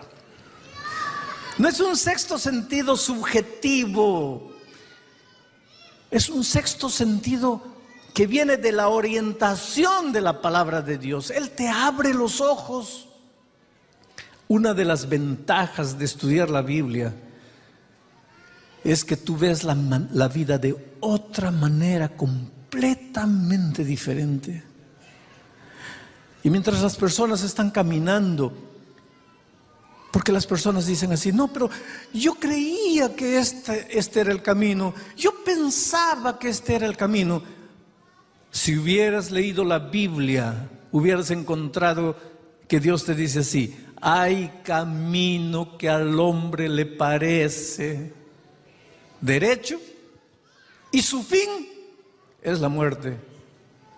Si tú hubieras conocido la palabra de Dios, no hubieras creído tanto en lo que sentías. Hubieras ido a la palabra de Dios. Oh, querido, yo no conozco un ser humano en el mundo que haya tomado la palabra de Dios, haya seguido los consejos de la palabra de Dios y que se haya dado mal, que las cosas no hayan dado resultado para él. El problema es que la palabra de Dios es un libro ignorado, inclusive por los propios cristianos. El diablo hace de todo para que no leas la Biblia. Te hace sentir cansado, te hace sentir el gusto por otras cosas. El internet es uno de los problemas que el cristiano tiene. Hay gente que pasa horas y horas y horas metido en el internet, chateando con todo el mundo, con Japón, con Alemania, con Holanda, con Venus, Júpiter, Saturno. Ahora, con la esposa que está al lado, no habla nada, pero habla con todo el mundo. Después, cuando abre la palabra de Dios, no siente sabor. Es como comer chile. Si tú comes mucho chile, después cuando te dan una comida sin chile no tiene sabor. Entonces, es como la palabra de Dios. Si tú comes comida condimentada espiritualmente, después cuando vas a la palabra de Dios, ya no tiene sabor. Y el diablo hace que tú le pierdas el gusto a la palabra de Dios. ¿Por qué? Porque cuando tú no estudias, porque cuando tú no conoces la palabra de Dios, tus ojos están cerrados. Y cuando tus ojos están cerrados, te metes en problemas. Y cuando te metes en problemas, el enemigo se ríe. Porque cuando estás sufriendo, lo primero que el enemigo hace es hacerte sentir que Dios te abandonó, que Dios no te ama, que Dios te dejó. Y el enemigo consigue lo que quería: hacerte dudar del amor de Dios. Mira el versículo 19. Forastero soy en la tierra, no encubras de mí tus mandamientos. Cuando tú vas a la palabra de Dios, tú entiendes por qué las cosas te iban mal, tú entiendes lo que tienes que corregir. El Señor Jesús abre tus ojos, y cuando el Señor Jesús abre tus ojos, una de las cosas que entiendes es que eres forastero en esta vida. Quiere decir, tú no tienes mucho tiempo. Oh, querido, entiende bien lo que te voy a decir. Tú no tienes mucho tiempo. Tú no puedes desperdiciar la vida corta que tienes. ¿Sabes por qué? Uno de los mayores engaños, de los más grandes engaños del enemigo en nuestros días es el pensamiento de que cuando el hombre muere, el espíritu sale, se reencarna, pasea por ahí, si tú lo llamas viene. Es uno de los mayores engaños de nuestros días. Está en la película, está en la novela, está en el libro, está en el internet, está en el chiste, está en todo. ¿Y sabes por qué? Porque el enemigo quiere hacerte creer que esta vida no es todo. Quiere hacerte creer que cuando tú mueres, tú sigues viviendo. Tu cuerpo puede morir, pero tu espíritu sale. Y si tu espíritu sale, tú tienes otras oportunidades, tienes otras vidas para tomar decisiones mejores. Entonces no te preocupes por esta vidita de 80 años, porque tú tienes la eternidad para vivir. Pero el texto bíblico dice, si quieres hacer decisiones, esta vida es la única vida que tienes. Por lo tanto, querido, si estás yendo en camino hacia la destrucción, para, porque no tienes más tiempo. La vida es corta. Cambia el rumbo de tu vida. No hay tiempo que perder. La vida se va, la vida es pasajera. Vuelvo a repetir lo que te dije al comienzo. Tú eres lo más precioso que Dios tiene. En este momento Dios mira este salón, este templo, pero no mira así lleno de gente. Te mira solo a ti. Como si tú fueses la única persona que está sentada aquí. Y Dios sabe lo que estás sintiendo en tu corazón, las luchas, los dramas que vives. Y te mira a los ojos y te dice, hijo, quiero hacer algo por ti. Quiero hacerte bien, pero la manera como quiero hacerte bien es abriéndote los ojos. Y para abrirte los ojos necesitas ir a mi palabra. Necesitas estudiar la Biblia. Y necesitas hacerlo con urgencia, porque eres un forastero en esta vida. Porque no tienes mucho tiempo. A lo largo de mi vida he encontrado gente con la vida destruida completamente. Y Dios ha hecho maravillas. En ese librito, La Invitación, cuento 10 historias extraordinarias de vidas transformadas por el Señor Jesucristo. Ahí está la historia de una muchacha que no abrió los ojos, que tenía los ojos cerrados.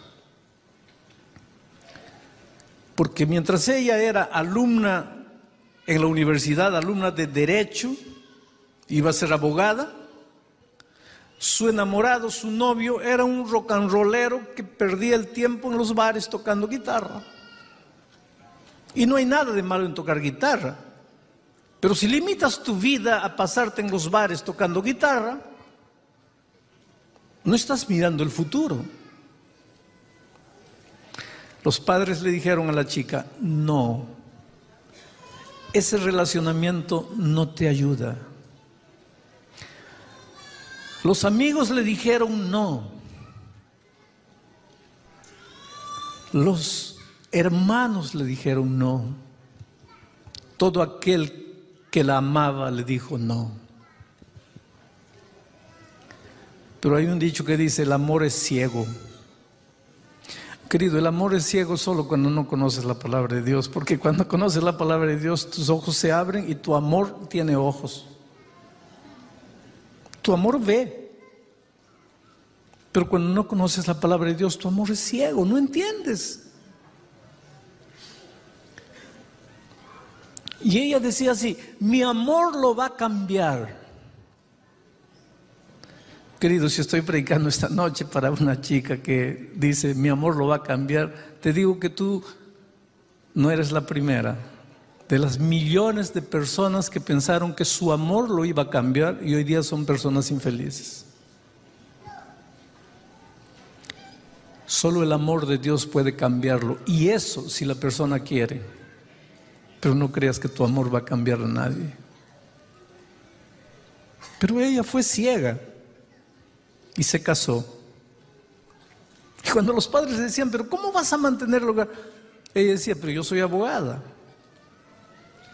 Si hay esposos que trabajan y las esposas solo quedan en casa, yo también, en este caso, yo voy a trabajar y él se queda en casa. Yo voy a mantener el hogar. Y lo mantuvo. Y pasaron años. Un año después del matrimonio, se acabó la miel. Cayó la venda de los ojos. Se dio cuenta que había cometido el más grande error de la vida, pero ya estaba casada y tenía principios morales. Y ella pensaba que el matrimonio era una sola vez y para el resto de la vida. Y dijo, no importa, voy a cargar esta cruz hasta el fin de mis días.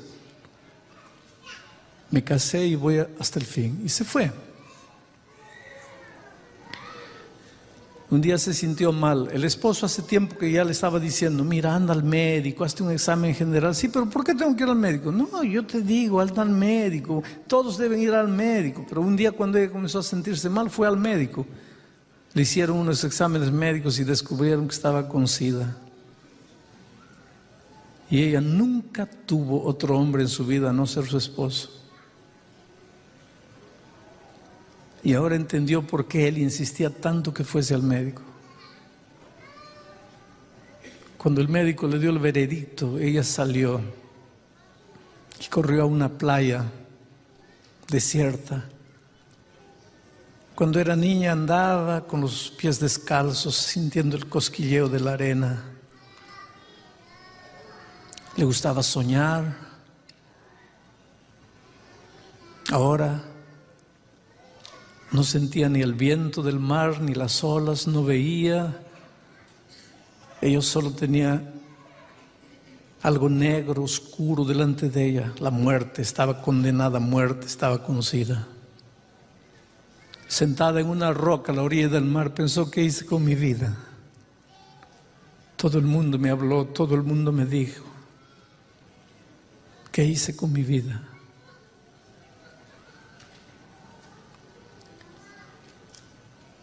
Debería ser más o menos las 11 de la noche cuando ella volvió.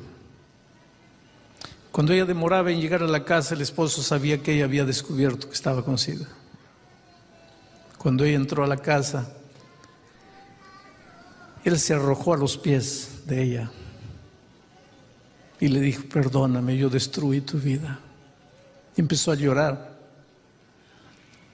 Y cada vez que él lloraba, ella sentía más asco de aquel hombre.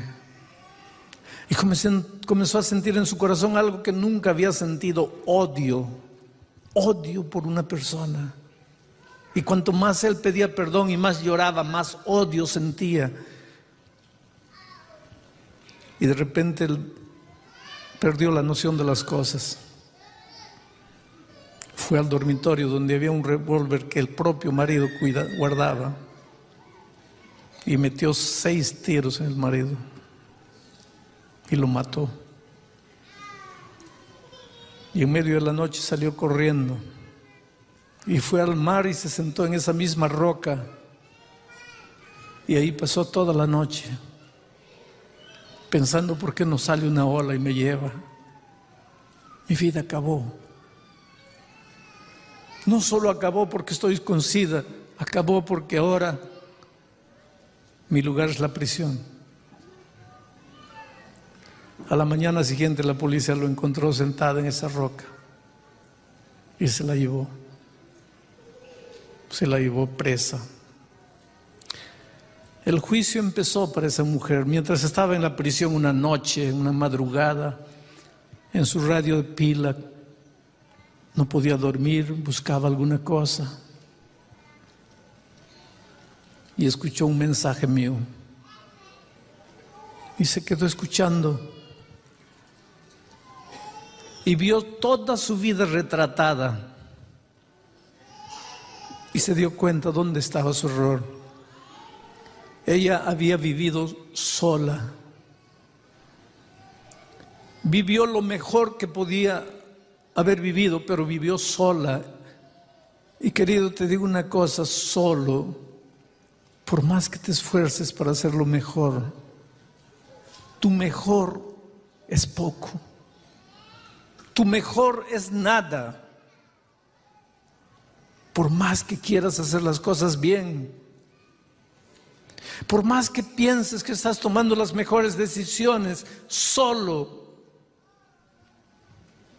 no tienes capacidad de encontrar el camino, porque es Jesús el que te abre los ojos.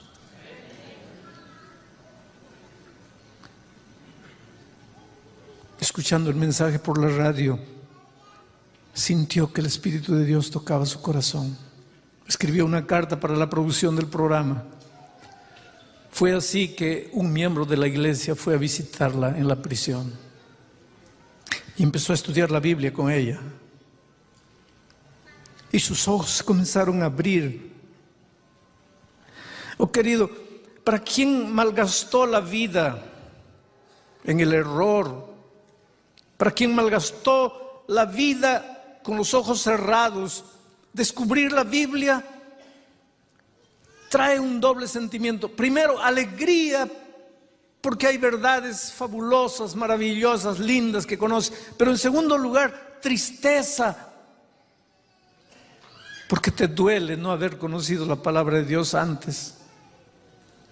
Oh, si esta muchacha hubiese conocido la palabra de Dios joven, Dios y la palabra hubiesen abierto sus ojos, no se hubiera casado con esa persona.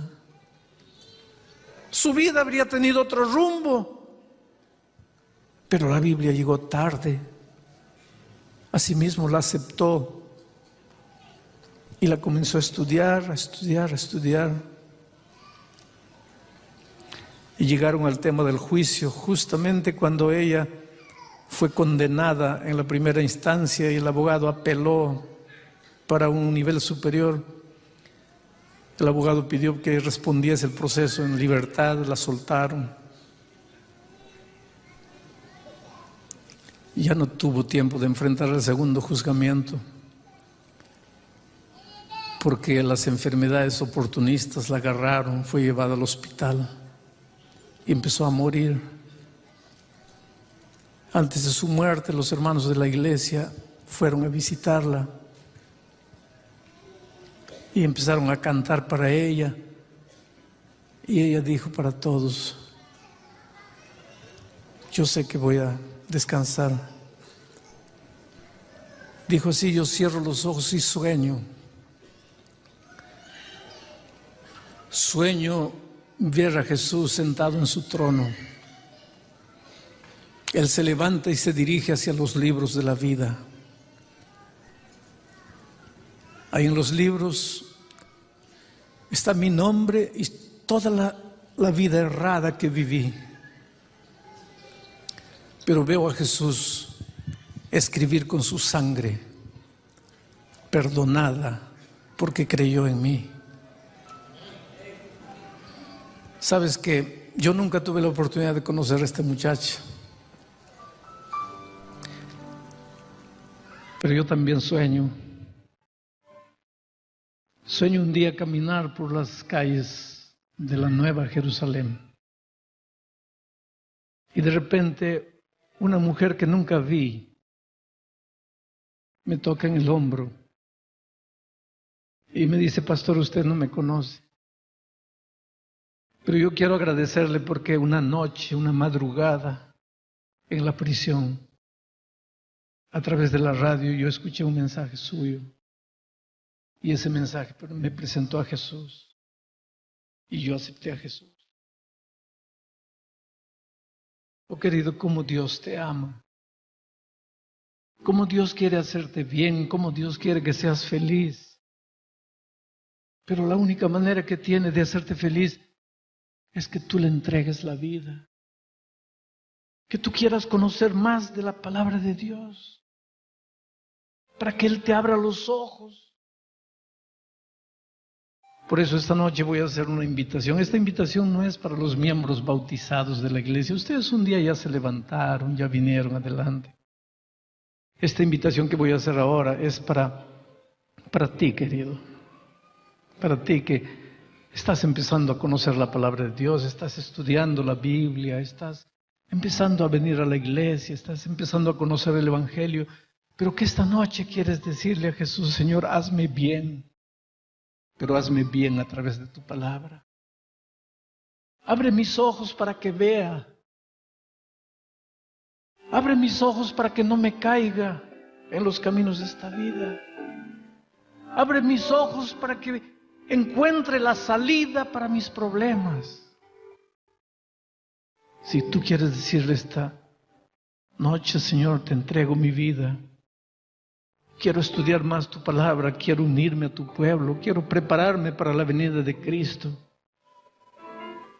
Entonces te voy a pedir que tú te levantes y vengas aquí adelante entregándole el corazón a Jesús. ¿Quién es la primera persona que quisiera levantarse esta noche y venir a Jesús? Gloria a Dios, amigo. Qué linda decisión.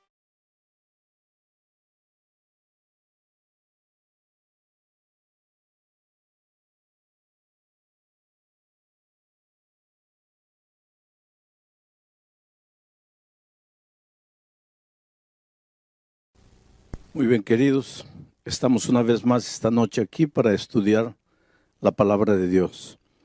Y un cariñoso saludo a todos los amigos, las personas que en diferentes lugares del país, del mundo, a través del internet, están recibiendo también la palabra de Dios en su corazón.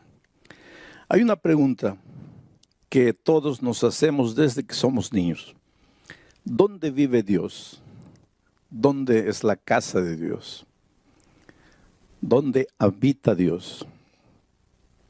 Todas las noches voy a leer algunos versículos de la Biblia que tienen que ver con el tema del santuario, pero después voy a tomar el tema para ver cómo el tema del santuario tiene implicaciones en la vida diaria de las personas.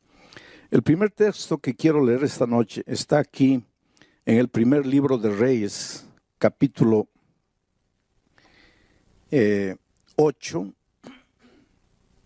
versículo 49. Dice así, es una oración, dice así: tú oirás en los cielos, en el lugar de tu morada, su oración y su súplica, y les harás justicia.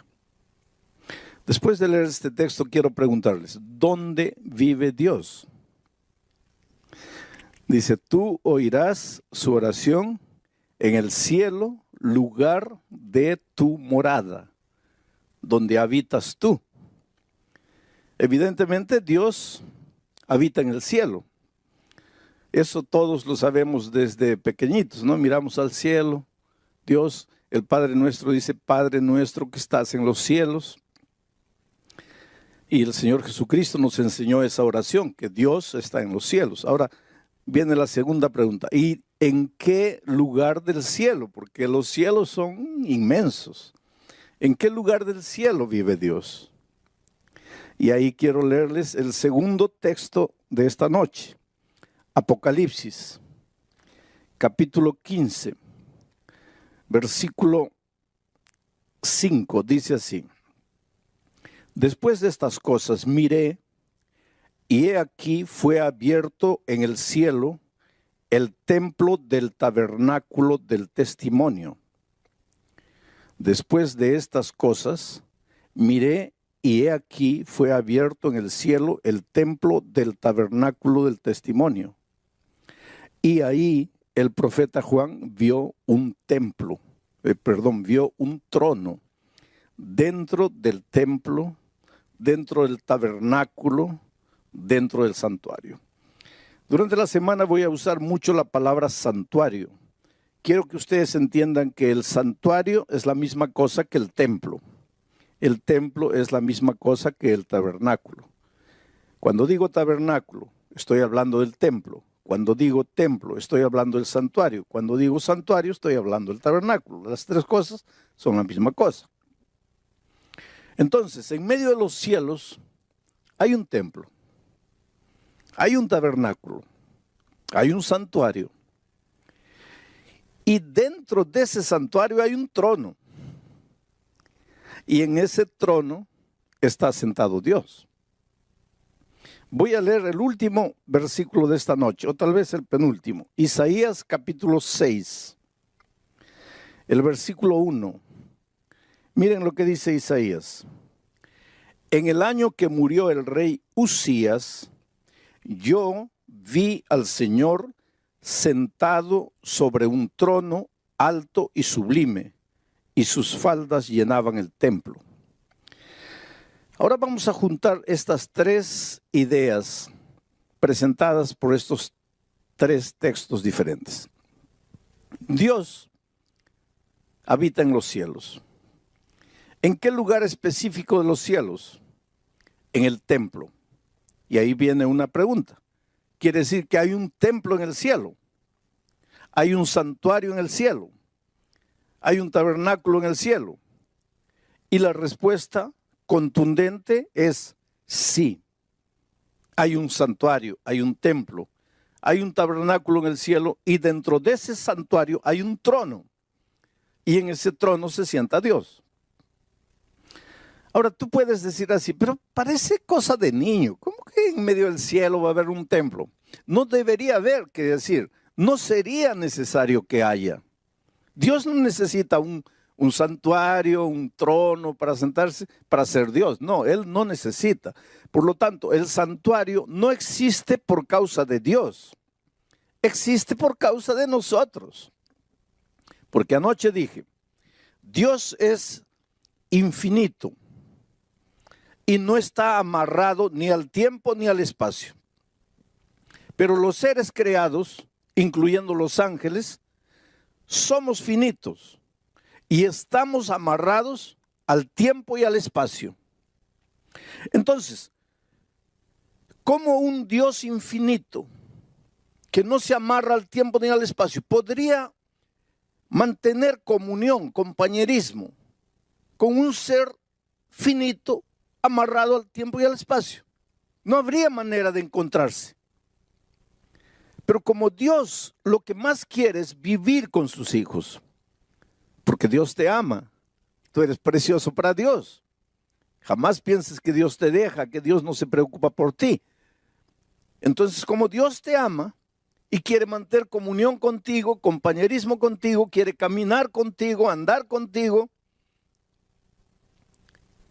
entonces Él busca en el infinito universo un punto en que el Dios infinito, que no está amarrado al tiempo ni al espacio, se junte con el ser finito amarrado al tiempo y al espacio. Ese punto de convergencia es el santuario celestial, el santuario allá en el cielo. Y ahora, Juan, al escribir el Apocalipsis, dice que dentro de ese santuario hay un trono. Isaías dice, y yo vi a Dios sentado en su trono en el año que murió el rey Usías. Esto es interesante. ¿Sabes por qué? Usías fue un rey que murió con lepra, leproso. Y en aquellos tiempos la lepra era una cosa vergonzosa, una cosa terrible, sinónimo de pecado. El rey Usías murió leproso por su rebeldía, por su atrevimiento, por su pecado contra Dios. Murió leproso. Ahora imagínense toda la nación de Israel, sabiendo que las naciones vecinas sabían que Israel relacionaba la lepra con pecado. ¿Cómo se sentían todos los habitantes de Israel sabiendo que su rey había muerto leproso? Estaban avergonzados. Y no solo eso, sino que estaban sin rey, porque acababa de morir el rey. Y cuando el líder desaparece, pues todos tiemblan. ¿Y ahora qué hacemos? ¿Cómo resolvemos nuestros problemas? Y en esos momentos ya los ejércitos enemigos estaban preparándose para invadir Israel. Y ahora no había rey. Estaban desesperados. Y mire, en esas circunstancias de desesperación, de vergüenza, de incapacidad, de impotencia del ser humano, Isaías dice, yo vi a Dios sentado en el trono. Esto es interesante, porque aunque las cosas en esta tierra parece que van a deshacerse, aunque parezcan las cosas en esta tierra que no funcionan, aunque parezca que todo se está viniendo para abajo, hay un Dios sentado en el trono. Y el trono simboliza control. Quiere decir, Dios nunca pierde el control de las cosas. Dios nunca pierde el control de la situación. Para ti, desde el punto de vista humano, puede ser, mi hogar ya no tiene salida. Está todo acabado. Está todo perdido. Y nosotros los seres humanos constantemente usamos esa expresión. Ahora ya está todo perdido. Ahora ya está todo acabado. Y muchas veces pensamos que la única salida es la muerte. O entonces la única salida es huir, escaparse, correr, esconderse. Pero cuando en alguna circunstancia de tu vida, en la vida financiera, en la vida profesional, en la vida familiar, donde sea, en algún momento de tu vida, tú sientas como que estás perdiendo el control de la situación, tú sientas como que las cosas se te vienen abajo, tú sientas como que no hay solución para nada, recuérdate que Dios siempre está en el trono. Dios siempre está en el control de las cosas. Por lo menos, por lo tanto, no te desesperes. Querido, si en este momento tú estás viviendo ahí, el momento más terrible de tu vida, no ves luz, no ves salida, todo es oscuridad, y por casualidad o porque un amigo te invitó, prendiste la televisión o prendiste el internet, y en este momento la palabra de Dios está llegando, pero tú estás escuchando y casi no entiendes nada, porque solo estás pensando en tu drama, en la situación terrible que parece que no tiene solución. Recuérdate, para ti todas las cosas pueden estar confusas aquí en la tierra, pero hay un Dios en el cielo que tiene el control de las cosas, y ese Dios es tu Padre, y ese Dios te ama, y para ese Dios tú eres importante, y Él no va a dejar que las cosas te destruyan en esta tierra. Solo tienes que levantar los ojos al cielo, solo tienes que reconocer que hay un Dios en los cielos. Porque hay una cosa interesante con nosotros, los hombres. Cuando todo va bien, no miramos al cielo. Mi padre durante 34 años recibió la palabra de Dios, y siempre dijo, no, no, no, y fue esquivando, hasta que un día un cáncer tocó su vida. Y en el dolor, en la enfermedad, abrió el corazón a Jesús y se entregó a Él. Yo tuve la bendición, la alegría de bautizar a mi propio padre. Antes de su bautismo, él me dijo una cosa impresionante. Me dijo, mira hijo, cuando yo estaba bien de salud, cuando estaba en pie, cuando podía andar, caminar, yo solo miraba en el plano horizontal, o sea, lo que está en esta tierra. Pero cuando quedé con cáncer, caí a la cama. Y ahí, aunque no quería, tenía que mirar al cielo. Interesante, ¿no? Cuando todo va bien, ¿para qué Dios? Cuando todo va bien, Dios pasa a un segundo plano. Pero hay momentos en la vida en que las cosas parecen que se escapan de tu control. Tú te esfuerzas, luchas y no, se te va. No puedes, llegas a la conclusión que como ser humano no puedes. En esos momentos recuerda que Dios está en el trono y que Dios está en el control de todo. Ahora vengo al cuarto texto de la Biblia y aquí voy a detenerme porque este es el centro de mi mensaje para esta noche. Y es Romanos 6:23. Y esto, tal vez tú te preguntes qué tiene que ver con el tema del santuario, pero es justamente a partir de aquí que nace la importancia del santuario. Romanos capítulo 6, versículo 23. Dice así: porque la paga del pecado es la muerte, mas la dádiva de Dios es vida eterna en Cristo Jesús, Señor nuestro. Hay muchos pensamientos en este texto. Yo me voy a detener en un solo pensamiento. Mira, porque la paga del pecado. Primer pensamiento que podríamos analizar, ¿qué es el pecado? Y anoche ya lo dijimos. La gente confunde pecado con acto pecaminoso. Acto pecaminoso es robar, matar, mentir, codiciar. Esos son actos pecaminosos. Los actos pecaminosos aparecen en la vida de un ser humano porque está en pecado. ¿Y qué es pecado? Pecado es separarse de Dios. Todo lo que necesitas para ser un pecador es separarte de Dios. Separarte de Jesús, que es la justicia. Y cuando te separas de la justicia, ya caes en el terreno de la injusticia. Ya estás en el pecado.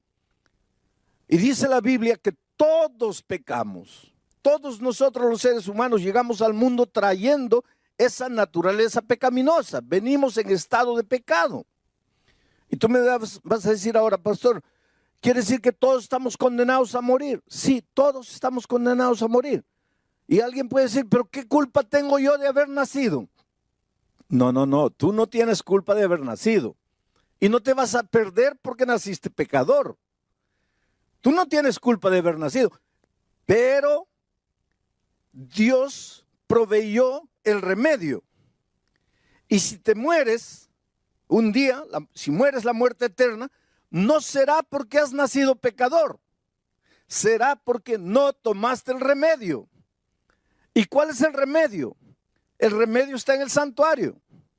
Y vamos a entrar durante esta semana al santuario para encontrar el remedio para el problema del pecado. Bueno, vamos al texto de Pablo. Dice, porque la paga del pecado es la muerte. Muerte. Pecado, muerte. El pecado te lleva a la muerte. Muerte y pecado son prácticamente la misma cosa. La paga del pecado es la muerte.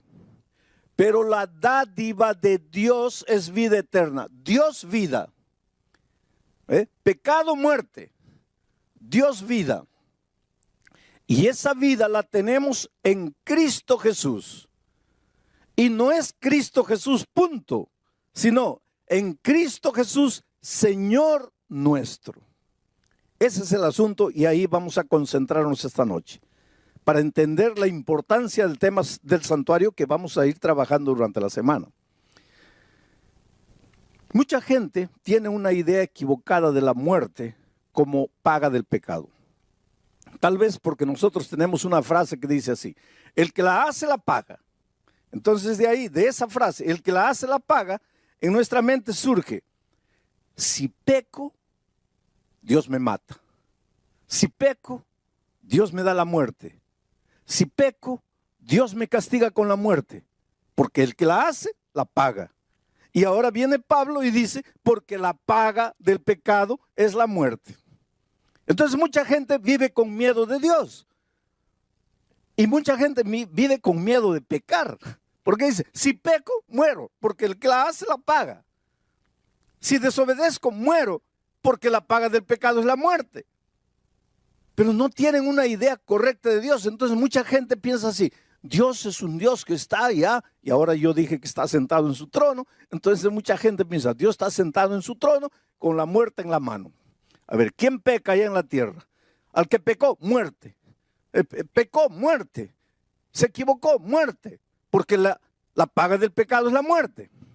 Pero eso no es verdad. En primer lugar, hay que entender que Pablo no hablaba español.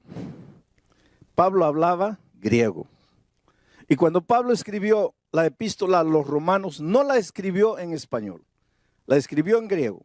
Y fue necesario que la Biblia fuese traducida de los idiomas originales al español para que nosotros que no hablamos griego podamos entender. Y el griego es un idioma abundante. Por ejemplo, para la palabra amor, en griego hay 5 palabras diferentes. Pero en español, para la palabra amor, solo tenemos 1. Por eso nosotros, el ser humano, ama a la esposa, ama la comida, ama al gato, ama al loro, ama todo, porque solo tenemos la palabra amor, pero en griego no, en griego para amor a Dios es una palabra, amor a la esposa es otra palabra, amor al hijo es otra palabra, amor entre hermanos es otra palabra, porque el griego es un idioma abundante. Entonces, mira, esta palabra, porque la paga del pecado es la muerte, podría ser traducida como, porque el resultado del pecado es la muerte. O como, porque la consecuencia del pecado es la muerte. A mí me gusta la traducción que presenta este texto así, porque el resultado del pecado es la muerte. El resultado del pecado es la muerte. Porque si tú piensas así, porque la paga del pecado es la muerte, ¿qué vas a pensar? Que la muerte es un castigo divino. Pero si tú ves el texto como el resultado del pecado, la muerte, no tiene nada que ver Dios con la muerte. Y ahora quiero que entiendas una cosa. Mira, Dios es vida. Dios no es muerte. Jesucristo dijo, yo soy el camino, la verdad y la vida. Jesús es la vida. Él dijo, yo he venido para que todos tengan vida y la tengan en abundancia. Juan dice, el que tiene al Hijo tiene la vida, el que no tiene al Hijo de Dios no tiene la vida. Por lo tanto, aquí está Jesucristo y este es el territorio de la vida. ¿Ah? Aquí del otro lado está el Señor de la muerte, el enemigo de Jesús. Y aquí está el territorio de la muerte. Vida y muerte no pueden andar juntas. Porque ¿qué cosa es la muerte? La ausencia de la vida. ¿Y qué es la vida? La ausencia de la muerte. Donde hay muerte no hay vida. Si Cristo es vida, si Dios es vida, ¿cómo te va a dar la muerte? Para darte la muerte, Él tendría que tener muerte. Pero Él es Dios, vida. En la vida no hay muerte. ¿Cómo es que te va a dar la muerte? ¿Cómo es que te va a castigar con la muerte? Porque para darte alguna cosa, Él tendría que tenerla. Pero Él es vida, Él no tiene muerte.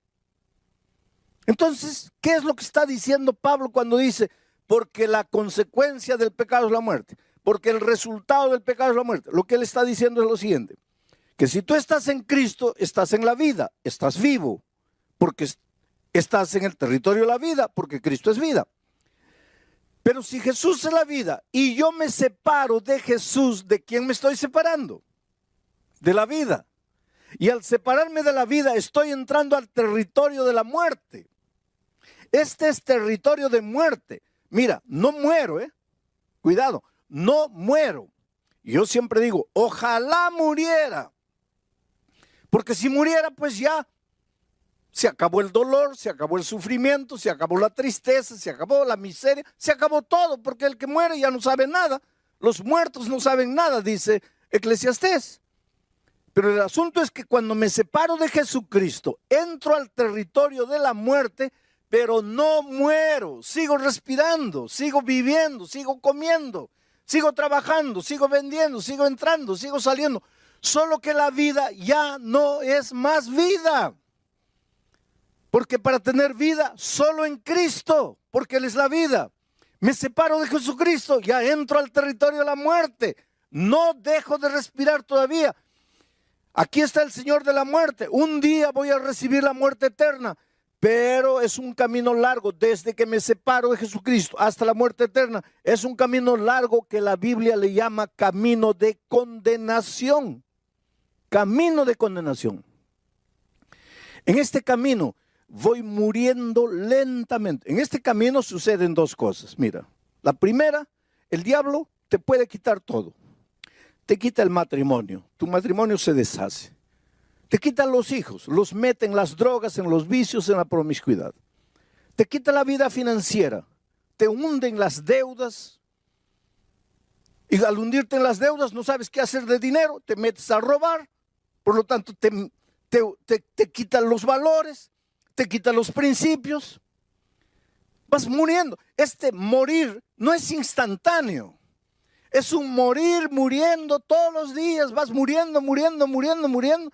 Hasta que llega un momento que dices, Dios mío, ¿para qué estoy en esta tierra? ¿Para qué vine al mundo? ¿Para qué estoy aquí? Mejor me muriera. Pues que estás en el territorio de la muerte. Esa es una de las cosas que te puede suceder en el territorio de la muerte. La otra cosa es que el diablo te puede dar todo. Te da dinero, te da poder, te da fama, te da una mansión, te da un auto nuevo, te da todo. Pero no te da paz. Porque el diablo, para darte paz, tendría que tener paz, y él no tiene paz. Entonces no te puede dar paz. Entonces el dinero, la fama, el poder, la gloria no te sirven de nada porque no tienes paz. En la noche llegas, te acuestas, te revuelcas en la cama de un lado para otro, cuentas carneritos para dormir y no duermes. Entonces, ¿qué pasa? Una pastilla para dormir. El mes siguiente, 2 pastillas. El otro mes, 3 pastillas. Llega un momento que estás enviciado en pastillas y no duermes. Hay gente que me dice, pastor, yo no sé qué me pasa. Yo no he hecho nada de malo. Yo no he ofendido a nadie. Yo no le debo a nadie, pero no tengo paz. Vives angustiado, vives vacío, vives desesperado. Esa no es vida, querido. Esa no es vida. Dios te ama, Dios quiere que seas feliz, Dios quiere lo mejor de lo mejor para ti. Pero hay una cosa, Él no puede hacer nada contra tu voluntad. Él respeta mucho tu voluntad. Bueno, estás en el territorio de la muerte. ¿Hay solución para ti? ¿Hay salida para ti? Claro que sí. ¿Y cuál sería la salida? La salida lógica. Tú estás aquí sufriendo en el territorio de la muerte. No quieres más esta vida miserable. ¿Cuál sería la solución lógica? Dar media vuelta y volver a la vida. Y en Jesucristo tendrías la vida y tus problemas estarían resueltos. Pero ahí viene la clave. Cuando estás viniendo hacia Jesucristo, cuando estás regresando hacia la vida, porque querido, Dios te ama mucho. Y desde que tú te vas de Él y te vas al territorio de la muerte, ¿tú crees que Dios se queda feliz? No. Él te llama, te llama, te llama, te llama. Por eso dije anoche que la historia del mundo es el hombre corriendo, corriendo, corriendo, y Dios atrás de él, atrás de él, atrás de él. El hombre escondiéndose, escondiéndose, escondiéndose, y Dios atrás buscándolo, buscándolo. Dios llama. Desde el Génesis hasta el Apocalipsis, la Biblia es un libro de llamado. En el jardín del Edén, Dios llega. Adán, ¿dónde estás? Y desde ese día, Pedro, María, Juana, Rosa, ¿dónde estás? Elisa, ¿dónde estás? El diablo te llama, o el Señor Jesucristo te llama con amor, te suplica. El Señor siempre está buscando.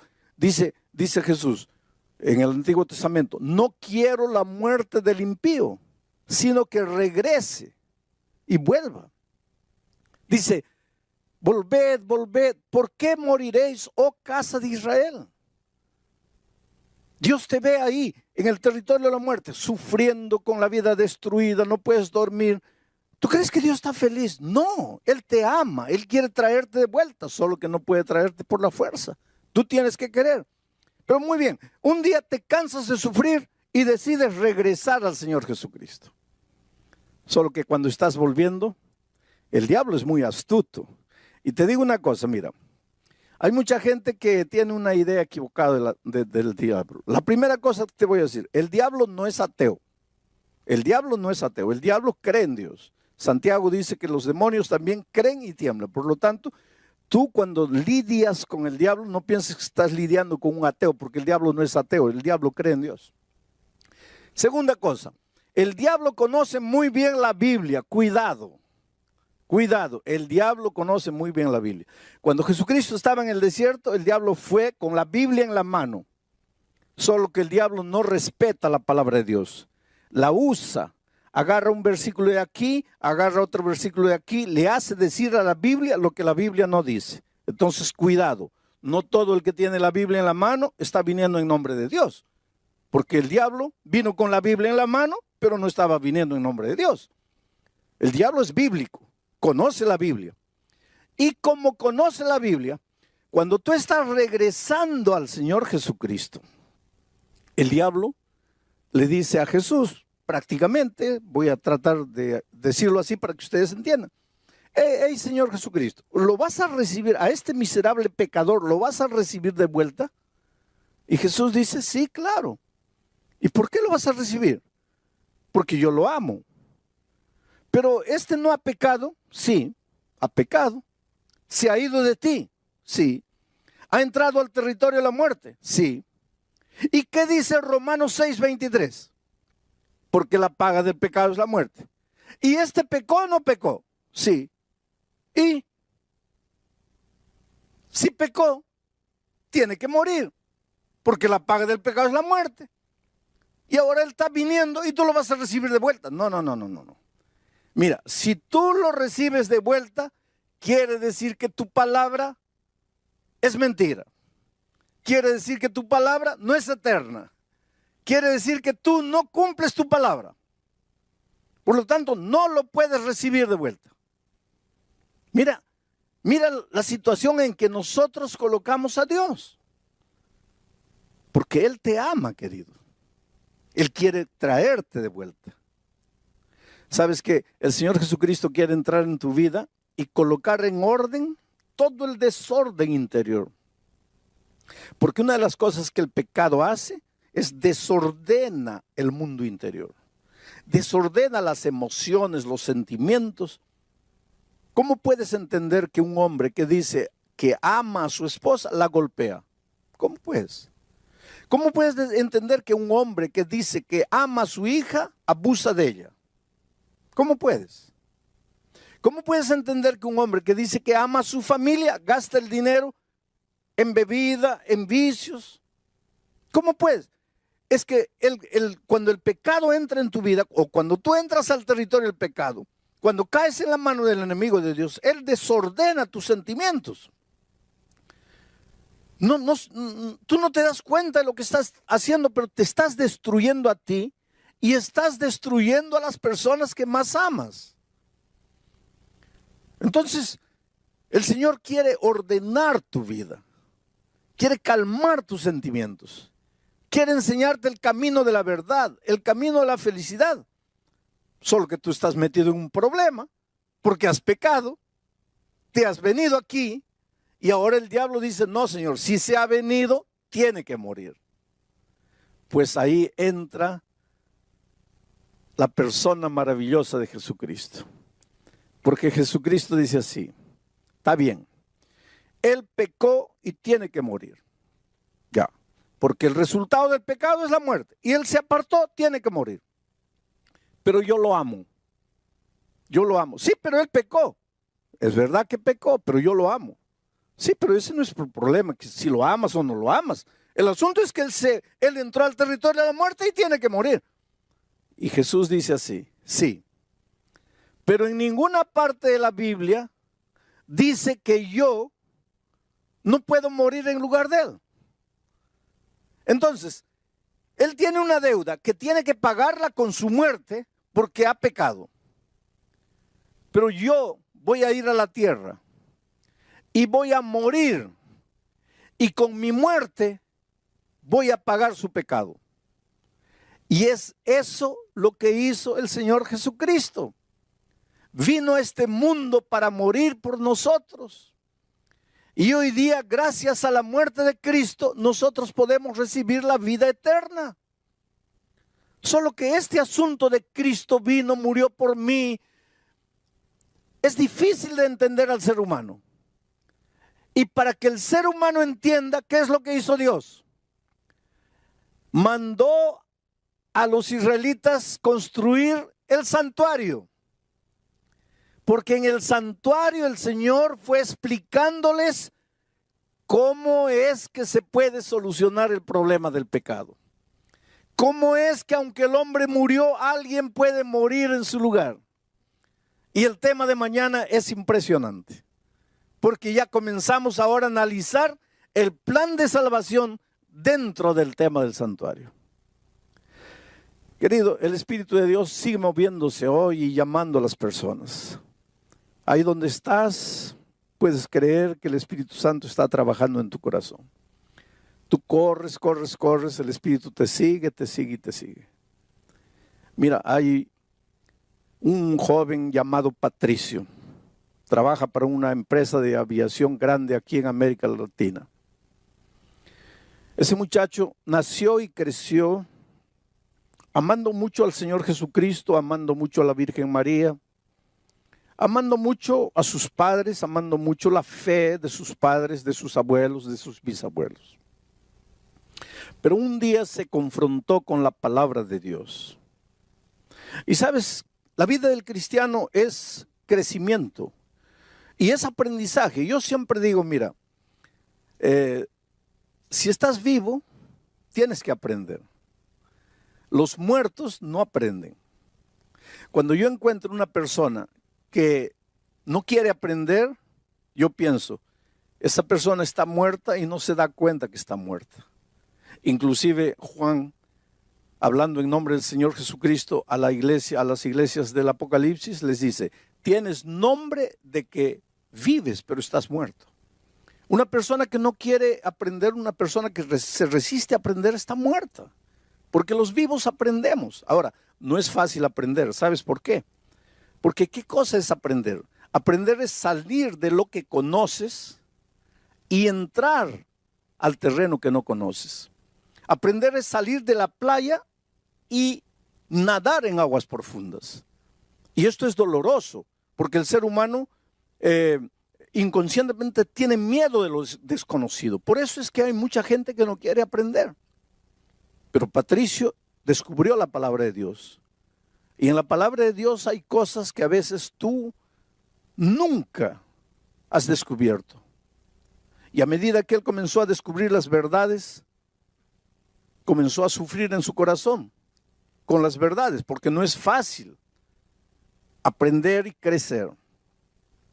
Él conoció a una persona a través del internet.